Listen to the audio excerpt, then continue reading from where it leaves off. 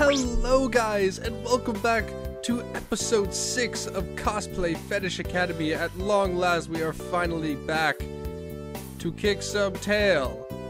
And that's a Donkey Kong reference if you don't know, from the N64 with the opening, and whatever. We're getting back into Cosplay Fetish Academy. I'm very excited. I'm sorry, my throat is a little messed up right now, so the voices may not be quite what you expected. I'm going to get rid of the one guy's voice with his really deep voice. I'm going to get rid of that. And probably just give him a somewhat normal voice. But let's get into this. Let's enjoy Cosplay Fetish Academy. I'm so excited. Let's do it. This data will be loaded. Are you sure? I'm sure this is where we left off. Akari, the pink-haired girl. Let's get back into this. You two never learn. You should make up already. She's right. The second semester starts tomorrow, and the cultural festival is coming up. Yeah, Kazumi, I'm not gonna give him that deep voice. You're all in the same class. Teamwork is essential. Yes. Come on, make up! Shana takes both of our hands and places them in each other, and in case you guys don't remember from last episode, Yuki and I were supposedly fighting. It's horrible. I'm sorry. Oh, okay. We play along with Shana and shake hands. Kazumi and Akari seem pleased by that.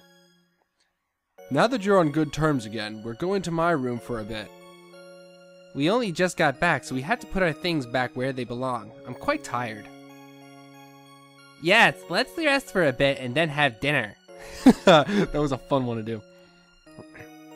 Kazumi and Akari take their luggage upstairs. We wait until they're gone, then we put our heads together. I'm the one who's tired here. The two of you are way too uptight. They'll suspect something if you keep it up. Well, I can't help it. Why do you think they would be from this world? It looks like we're the only ones who came from our world. I've been thinking. Yuki raises her head. She's still a little pale. Her voice is weak. What's the matter? If we came here from our world, then where did our other selves go? Ah, good point. I never even considered that until Yuki pointed it out. Aside from the clothes women in this world wear, it doesn't seem to be any different from our original world. The people we know in our world seem to be the same here.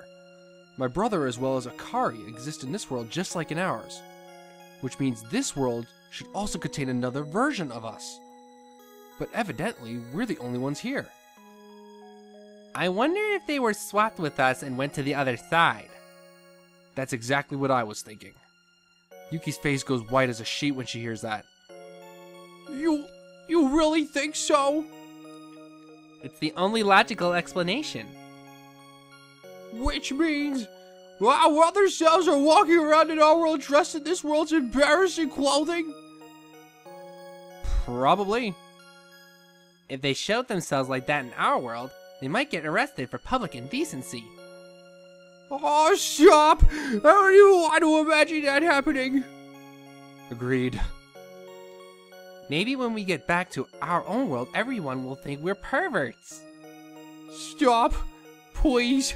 I can't take it anymore! Hey, are you alright? Yuki is going into spasms. I hurriedly take her in my arms. Yes! Come into my bosom!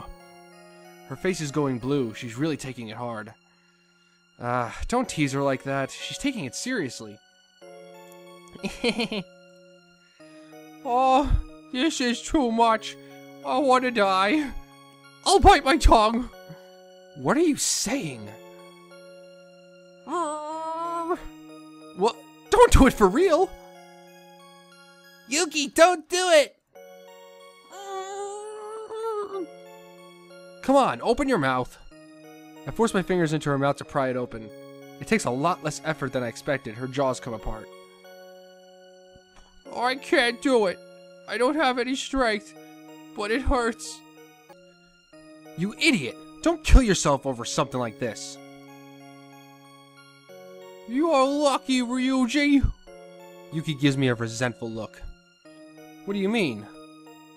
You're the same as before. In fact, I bet you're happy you came to this place. Well, go figure. He can watch naked girls for free without buying erotic magazines. You've got to be kidding. He's getting flustered. It's true. I have to dress up like a woman in an erotic magazine. Yuki is mumbling to herself. If I ever return home, I'll enter a nunnery. What? Well, I don't have any other choice. That's so like you, Yuki. It's not funny. She glares angrily at Shana, then slumps back onto the couch. I just don't have any strength. Are you hungry? How could I eat anything in this situation? I didn't even have to make anything. It made the noise itself. Knew it. That's some timing for a rumbling stomach. Maybe God has a sense of humor. Well, I could do without God's jokes. I'm so fed up with this. Yuki rubs her stomach, clearly embarrassed. Poor girl. Things have gone from bad to worse ever since we came here. When it rains, it pouts. You mean when it rains, it pours? Shana still gets her proverbs wrong. No, I don't. It's just a tongue in the slip. That one's pretty raunchy. Please don't make dirty jokes. My heart is bleeding. Yuki isn't good with dirty jokes. Don't kick her when she's down, okay? It's not a dirty joke, it's a proverb.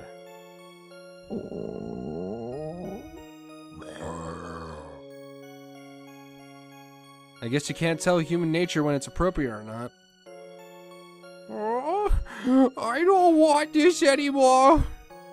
Yuki seems to be at the limit of her endurance. She looks about ready to cry. She buries her face in the couch and begins to sob. Aw, crying isn't going to solve anything. You're pretty carefree, Shana. Yuki is just too uptight. What? You're saying I'm weird and you aren't? Yuki raises her tear-stained face to glare at Shana. Shana glares right back at her sister. I can see the sparks flying right now. Yuki, do you really hate it that much here? Of course I do! I'm forced to wear these unseemly clothes! Maybe it's just that you aren't confident in yourself. Shana snorts provocatively at Yuki. Even Yuki gets a little riled up at that. What? What's that supposed to mean? You don't have any confidence in your body, and that's why you don't want to show it. That's it, isn't it? No, it isn't! My body is almost the same as yours! Although, come to think of it, there is one difference. Our chests. Gah! I'm used to showing myself when I work as a model. You always hide yourself. Doesn't that mean I'm better than you everywhere else? What? Of course it doesn't! Oh, doesn't it? But you don't have any confidence, do you? Why don't you just go back upstairs and lock yourself in your room? I'll bring you food from time to time. Shut up! I'm not ashamed of my body! Yuki stands up angrily. Her face is red. She was pale before, but her anger has brought color back to her cheeks. She furiously glares at Shana, but Shana, they made a typo there, just laughs merrily. In that case, what's the problem? Huh? If you aren't ashamed of your body, what's the big deal? Well... Or maybe you aren't as confident as you're trying to make me believe? That's not true! Of course there isn't a problem! Oh, really? Then that's good. That means we can go to school like normal from tomorrow on. Huh? I'm relieved! Shana gives me a wink. She pulled it off perfectly. They aren't twins for nothing. Shana knows exactly how to use Yuki's pride against her. Hang on a minute. Let's just leave it at that, shall we? Yuki is wearing a puzzled expression as if she just realized someone pulled a trick on her. Time for dinner! Akari comes down the stairs and heads off into the kitchen. Akari's parents and our parents have already discussed it. When spring comes and she and Kazumi graduate, they'll get married. Whoa, nice! I don't think she's preparing to become a housewife, but Akari often does the chores around here when my parents are out. Don't dally now. Coming! I wonder if I have help too. Well, of course you do! I'm no good at cooking. Yuki, why don't you change out of your uniform? Change? She's right. You shouldn't cook in your uniform. Oh, I'm fine the way I am. Come on, don't argue. I'll also change into something from this world. Oh. Shana pulls Yuki's hand and herds her up to the second floor. Deep voice or not, they're twins, alright. They pull each other and let themselves be pulled. I'm such a dork. I realize Kazumi is sitting on the couch. He smiles broadly. Oh, are you here too? Hey, that's cold, Ryuji. I don't want to be warm towards you. Oh, don't be like that. I won't do it. Kazumi's putting on his cry face again, but then he changes his mind and smiles. But aren't you having fun right now? What are you talking about? I mean, Yuki and Shana are here, and Akari comes by a lot as well. I guess. When we were kids, it was just the two of us. You'd be mean to me, and I'd cry myself to sleep in my futon. Yeah, right. You were so faking it. That's harsh. Oh, don't push me! Then don't drag your feet. Shana and Yuki have changed into casual clothes from this world and are returning to the living room. I'm pausing for a moment for you guys to take this in. Okay, we're good. Wow, my thoughts exactly. Yuki is wearing a revealing leotard and Shana is wearing a super small bikini. Yuki is blushing. She's desperately trying to cover herself with her hands, but her clothes are so revealing she can't cover everything. Hey, hurry and give me a hand! The two of them disappear into the kitchen. That's what I'm talking about. We're so close. I think that's good. He casually watches the three of them stand in the kitchen. I, on the other hand, just can't get my eyes off them. This world is just too awesome.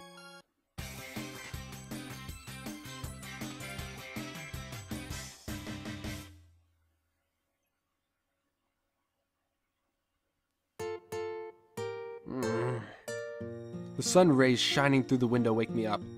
I'm soaked in sweat from the night. Today's going to be hot again. School starts again today. Out of the window I can see a couple of girls with tennis rackets walk to their tennis club. They're not wearing much. It's a little early for that kind of stimulation. After a good night's rest, we didn't return to our own world. We're still in the other one. Right now, Shana is probably okay, but Yuki might be crying. I guess I should go check up on them. I quickly dress and head over to their rooms. Good morning! When I enter Shana's room, she greets me cheerfully. She's wearing the revealing uniform. She doesn't even try to hide the parts that show. It really is too early for this. What's the matter? Nothing. Good morning, you're up early. I've got to make sure Yuki dresses up properly. Guess we think alike. We hear a door opening. That must be Yuki. Then there are footsteps going down the corridor. That's Yuki, alright. She hides her body behind the door and peeks inside. Don't get on my case first thing in the morning. Wow, you're in a bad mood. How could I be in a good mood? She heaves a sigh and steps around the door. She's wearing the same leotard uniform as Shana. Oh, well done. I see you managed to put on your uniform. I had no choice. I can't live in this world unless I'm strong. That's the same in our own world. Well then, let's just rock our first day at school day, shall we? Yuki heaves a sigh at the sight of her sister being eager to get started. Hey, Yuki? What is it? You're looking suspicious, you know. Shana and I stop and turn around. Yuki is hiding behind a telephone pole. She's peering around it to look at us. Just walk right into the open. Nobody will think it's strange. That's easier said than done. It's easy to do too. Shana strikes a pose at us. The pose shows off her chest. As her body moves, her breasts sway delicately. See, flaunt yourself. Can I point out you're drawing attention when you do that? The other people on the street look at Shana as she's striking her pose. Huh? I wonder why. Is there something wrong with my clothes? It's not a question of how you look, it's how you act. Oh, please, try not to provoke people. Sorry. I guess I attract attention no matter where I go. I'm still really embarrassed. I think it's pretty embarrassing to hide all the time, too. He's right. I know that.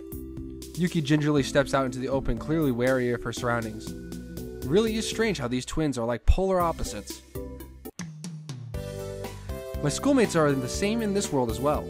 Only the girls are different. Since it's the uniform, I knew what to expect, but they're all wearing skimpy leotards. The guys don't seem to care. I'm the only one who's looking around like an idiot.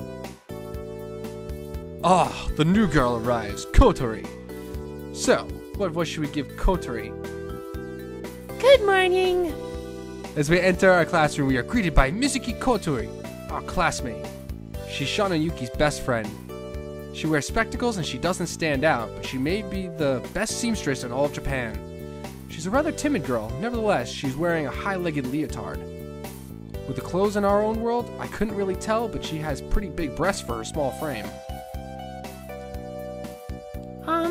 Is something the matter? Kotori notices me looking at her chest. She looks at me with a worried expression. No, sorry, it's nothing. Oh, I see. I'm sorry. Kotori's face goes red. She has a habit of apologizing when there's no real need to do so. Don't leer at her! Yuki has caught on to what I was looking at. She yells in my ear and pinches my arm. Ow, ow, ow, ow, ow. Sorry, it just happened. Honestly, if you keep ogling people like that, you're going to attract attention. Watch it! I know that. Is something wrong? No, we're fine. Good morning, Kotori. Good morning. Hi, Kotori. Morning. Good morning. It's finally the second semester. I'm glad we have good weather. Yeah, how have you been, Kotori? I'm doing fine, thank you. Did you enjoy your holiday? No, actually it was pretty awful. As I recall my summer break, I started feeling depressed. I spent so much time working, and then I got dumped. You could say it was a bittersweet summer break. Kotori is flustered at my grimace. I'm sorry. I shouldn't have asked. Nah, that's okay. It's not your fault. But I'm still sorry. Again, she bows her head to me. Bonk!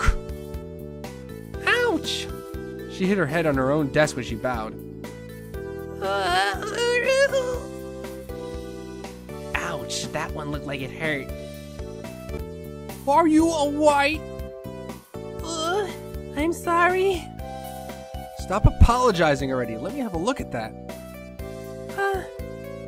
I hold her head still and look at her forehead. The part that hit the desk is pretty red.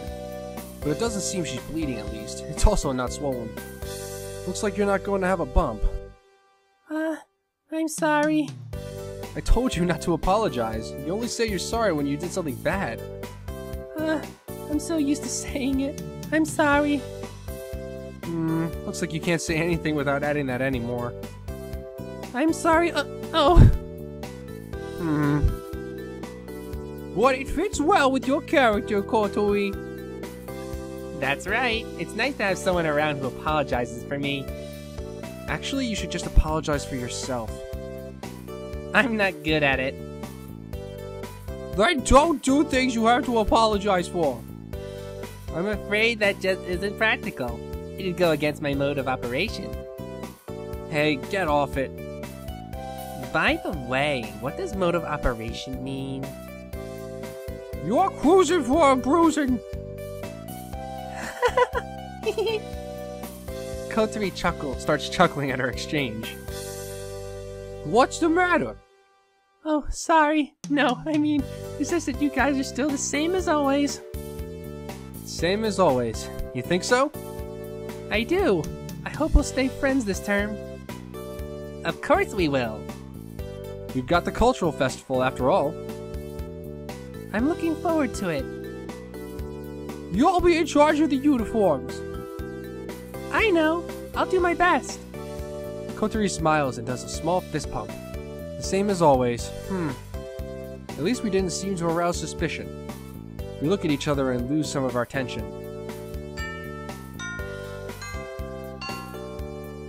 Oh, see you later. Kotori scurries off to her seat. As soon as the chime ends, the classroom door opens and our homeroom teacher steps into the classroom.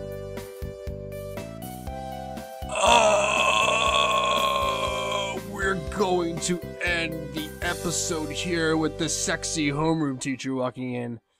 Because I'm going to think of a voice for her and I'm not quite sure what to do with it. So we will see. I hope you guys enjoyed this episode of Cosplay Fetish Academy. It was a little difficult doing these voices, but it was a lot of fun. So, I will see you guys later, and we will continue the Cosplay Fetish Academy marathon. Have a good one, my friends, and let's go to the save.